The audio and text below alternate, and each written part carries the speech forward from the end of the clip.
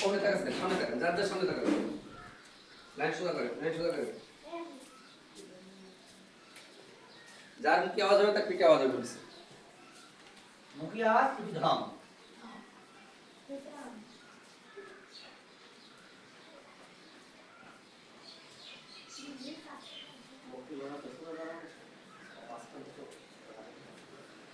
কাঁথা সোজা সবাই ডান বাই খেয়াল করে তাকান।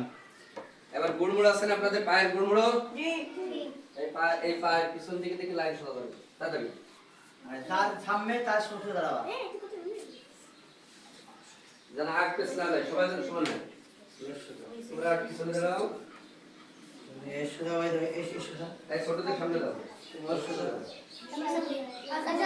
তার সামনে দিয়ে তার সোজা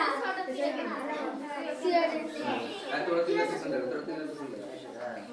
আট পিছনে দাঁড়াও ওইদিকে ঘুরে থাকো হুজুর আমার ছবি তুলছেন না সুন্দর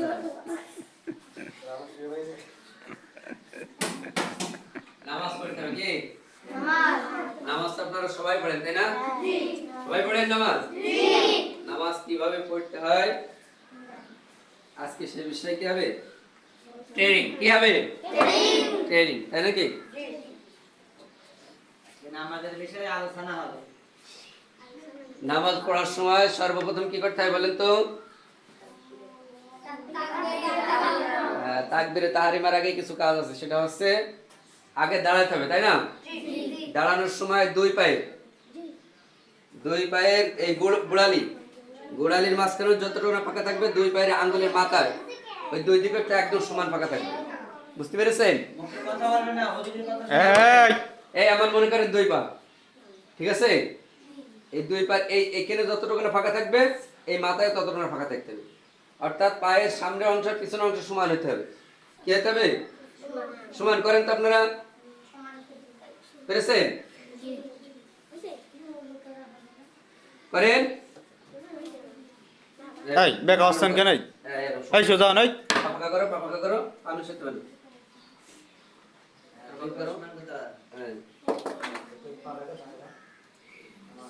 ফাঁকা করো যে ধরো ফাঁকা করো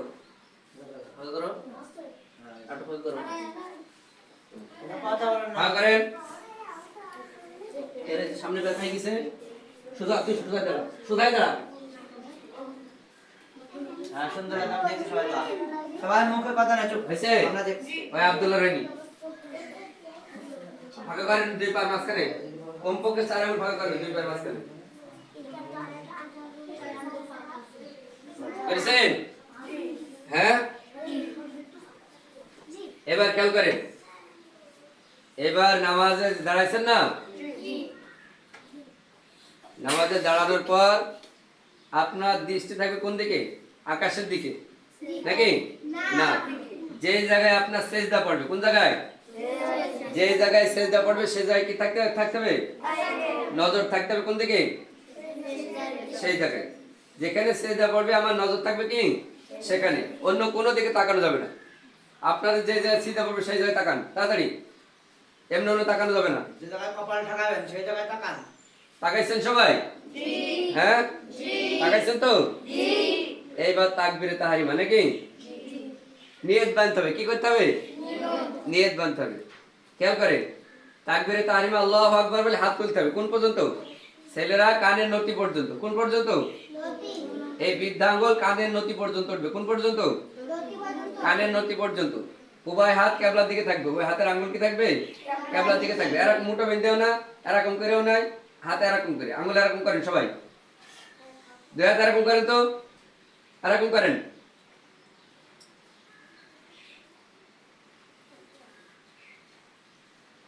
বুঝছেন ওই সবাই করেনি এখনো এইভাবে